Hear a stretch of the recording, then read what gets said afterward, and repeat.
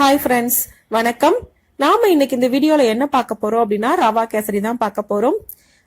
இந்த ரவா கேசரி நாம நார்மலா எப்பவும் செய்யற மாதிரி இல்ல, கொஞ்சம் ஈஸியானது, கொஞ்சம் வித்தியாசமானது.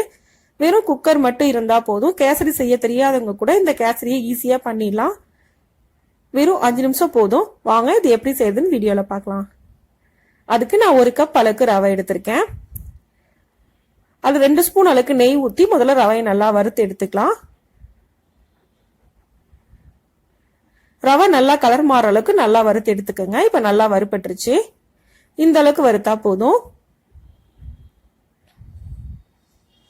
இப்ப நம்ம குக்கர்ல சேர்த்துடலாம்.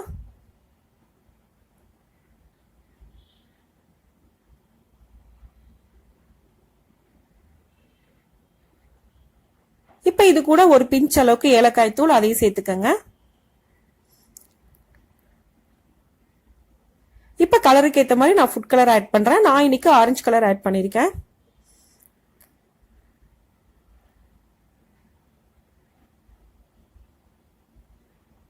இப்ப இது எல்லாம் சேர்த்ததுக்கு அப்புறமா நான் ஒரு 3 கப் அளவுக்கு தண்ணி ஊத்துறேன். 1 கப் அளவுக்கு ரவைக்கு எந்த கப்ல ரவை எடுத்தீங்களோ அதே கப்ல 3 கப் அளவுக்கு தண்ணி ஊத்திக்கங்க.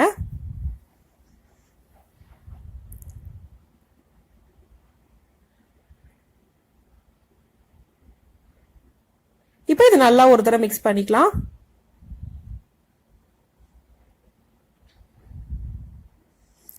நல்லா மிக்ஸ் பண்ணதுக்கு அப்புறமா குக்கரை மூடி வச்சு 2 விசில் வரைக்கும் நம்ம வேக வச்சுக்கலாம். மீடியம் ஃப்ளேம்ல வச்சு குக் பண்ணி எடுத்துக்கங்க. 2 விசில் வந்ததுக்கு அப்புறமா பிரஷர் போனதுக்கு அப்புறமா நான் ஓபன் பண்றேன். இப்ப ரவை ஃபுல்லா நல்லா குக் ஆகி வந்திருக்கு. இந்த ஸ்டேஜ்ல ஸ்வீட்டுக்கு ஏத்த மாதிரி நம்ம சுகர் ஆட் பண்ணிக்கலாம். நான் இன்னைக்கு 3/4 கப் அளவுக்கு சுகர் ஆட் பண்ணிருக்கேன். 1 கப் அளவுக்கு ரவைக்கு அதே கப்ல 3/4 கப் அளவுக்கு நான் சுகர் ஆட் பண்ணிருக்கேன். இது மீடியமான ஸ்வீட்டா இருக்கும். உங்களுக்கு ஸ்வீட் அதிகமா வேணும் அப்படின்னா 1 கப் அளவுக்கு சுகர் ஆட் பண்ணிக்கலாம். இல்ல கம்மியா வேணும் அப்படின்னா 1/2 கப் அளவுக்கு ஆட் பண்ணாலே போதும். இப்ப இது நல்லா மிக்ஸ் பண்ணிக்கங்க. சர்க்கரை நல்லா கரையணும், அந்த அளவுக்கு மிக்ஸ் பண்ணிக்கலாம். இப்ப அடுத்ததா நான் ரவை வறுத்த அதே கடாய் எடுத்திருக்கேன்.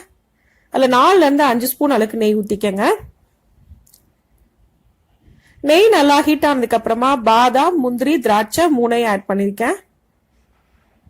இப்ப இது நல்லா ஃப்ரை பண்ணிக்கலாம்.